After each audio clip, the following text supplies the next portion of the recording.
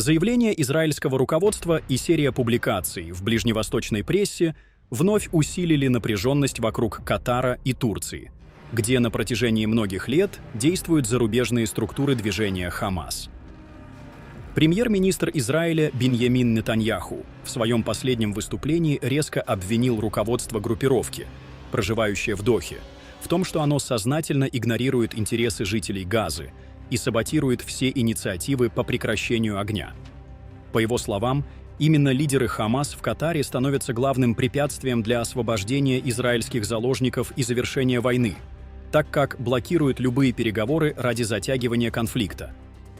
Нетаньяху подчеркнул, что ликвидация этих фигур способна устранить ключевой барьер на пути к урегулированию. На фоне этих заявлений в СМИ появились данные о том, что Израиль рассматривал более широкий спектр действий против зарубежных офисов Хамас. Ливанская газета «Аль-Ахбар» со ссылкой на египетские источники сообщила, что обсуждалась возможность удара и по представительству организации в Турции. Однако правительство Нетаньяху якобы отказалось от этой опции, сосредоточив усилия на катарском направлении. Об этом мы подробно говорили в прошлом выпуске. По информации источников, такое решение объяснялось тем, что в случае с Дохой Израиль рассчитывал на поддержку администрации США, которая могла бы сгладить дипломатические последствия удара. Турция же, как член НАТО, представляет собой куда более сложную и рискованную цель для прямой военной операции. При этом конкретные сроки подготовки турецкого сценария в сообщении СМИ не уточнялись. В то же время израильская газета «Хаарец» допустила, что следующим направлением израильского давления может стать именно Турция. Это предположение вызвало острую реакцию в Анкаре. Президент Реджеп Тайип Эрдоган выступил с программной речью, обратившись не только к турецкой общественности, но и к арабскому и иранскому миру. По его словам, в регионе идет попытка перекроить границы кровью, и Турция не позволит реализовать сценарий, основанный на логике «разделяй и властвуй». Эрдоган заявил, что в будущем Ближнего Востока не будет места терроризму и экспансионизму под прикрытием борьбы с ним. Подчеркнув духовное и историческое единство народов региона, турецкий лидер отметил, что братские связи между турками, арабами и курдами, а также накопленный за века опыт совместного сосуществования способны противостоять любым внешним попыткам дестабилизации. Как мы жили тысячелетия бок о бок, так и будем продолжать жить вместе и едино под одним небом, отметил он. Таким образом, дипломатическое противостояние вокруг ударов по зарубежным структурам Хамас постепенно выходит за рамки сугубо военной логики и приобретает широкие региональные очертания. Израиль демонстрирует готовность наносить удары по политическим центрам группировки за пределами сектора Газа, тогда как Турция и ряд арабских стран трактуют это как угрозу собственным интересам и региональной стабильности. В этих условиях дальнейшее развитие конфликта рискует перерасти в многостороннее противостояние, где военные действия тесно переплетаются с геополитическими расчетами и борьбой за лидерство в исламском мире. На этом фоне отметим, что Йемен вновь заявил о себе в региональном противостоянии. Пресс-секретарь вооруженных сил страны Яхья Саре сообщил о запуске гиперзвуковой баллистической ракеты «Палестина-2» с кассетной боеголовкой по целям в израильском городе Яффа. По официальным данным, операция была направлена на поддержку сектора Газа и стала частью кампании военного сдерживания. В то же время практические результаты оказались обратными. Ракета была перехвачена над территорией Саудовской Аравии, а ее обломки упали неподалеку от мечети Пророка в Медине, вызвав тревогу среди паломников. Эпизод иллюстрирует двойное противоречие. С одной стороны, Йемен стремится закрепиться в роли фронтового бастиона сопротивления Израилю и его союзникам. С другой стороны, удары, даже не достигнув цели, усиливают давление на соседние государства и превращают Саудовскую Аравию в невольного участника конфликта. Так формируется замкнутый круг. Любое обострение между Израилем и Хамас неизбежно отражается на Йемене, Саудовской Аравии и Персидском заливе в целом. Тем временем конфронтация расширяется и в информационном пространстве. Турецкие хакеры устроили провокационную акцию против министра туризма Израиля Хаима Каца, подключившись к нему по видеосвязи и выкрикивая лозунги в поддержку Палестины. Подобные действия, пусть и носят символический характер, отражают рост киберактивизма и попытки молодого поколения вмешаться в политическую повестку. Киберпространство становится еще одним театром борьбы, менее разрушительным, но способным влиять на общественное мнение. В Дамаске же звучат новые акценты.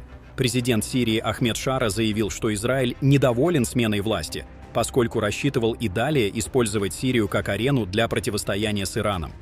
Новый сирийский курс грозит изменить баланс сил в регионе. В случае консолидации власти и стабилизации ситуации Израиль потеряет важный инструмент сдерживания Ирана. Это, в свою очередь, может подтолкнуть Иерусалим к более активным операциям в соседних государствах.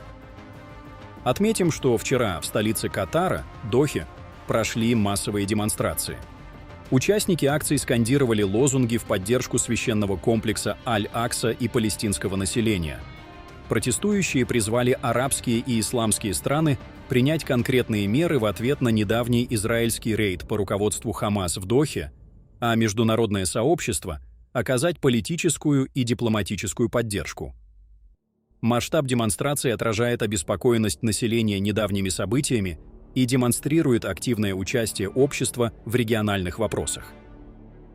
На дипломатическом фронте внимание приковано к резолюции Генеральной Ассамблеи ООН, которая подавляющим большинством голосов 142 «за», 10 «против», 12 «воздержавшихся» поддержала двухгосударственное решение и создание независимого палестинского государства. Несмотря на декларативный характер документа, он отражает усиливающуюся изоляцию Израиля на международной арене. Если еще недавно речь шла лишь о моральной поддержке Палестины, то сегодня несколько европейских стран, включая Великобританию, Францию и Бельгию, а также Канаду, заявляют о готовности официально признать ее государственность. Для Израиля это означает нарастающий дипломатический кризис. Премьер-министр страны уже дал понять, что любые шаги по признанию Палестины будут расценены как враждебные. Однако дипломатический демарш в ООН, сопровождаемый угрозой признания Палестины ведущими западными столицами, усиливает давление не только на Израиль, но и на США, которые вновь оказались в меньшинстве, голосуя против резолюции. Дополнительную напряженность вносит информация The Wall Street Journal, подтвердившая, что израильский удар по Катару был нанесен из воздушного пространства Саудовской Аравии.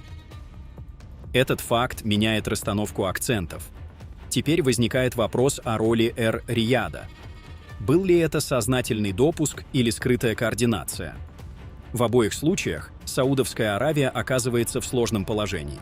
С одной стороны, она не может позволить себе прямую конфронтацию с Израилем и США. С другой, подобные эпизоды подрывают ее имидж в глазах мусульманского мира. Но не стоит забывать, что у Израиля есть сверхсовременные F-35, которые системы ПВО арабских стран практически не фиксируют. Поэтому не исключен и третий вариант, что Саудовская Аравия вовсе не была в курсе израильских атак по Катару.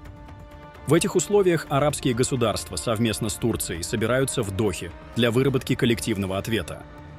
Хотя военного характера он, скорее всего, не примет, сам факт консолидации говорит о растущем недовольстве региональных элит.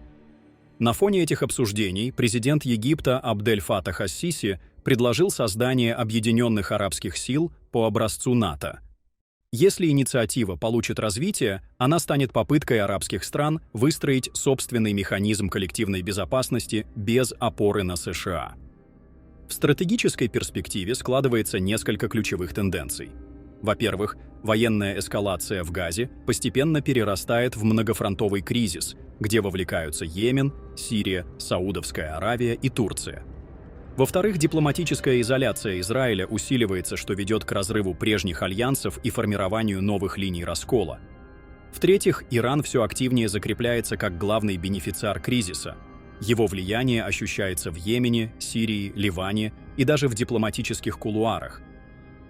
Таким образом, Ближний Восток стоит на пороге новой архитектуры безопасности.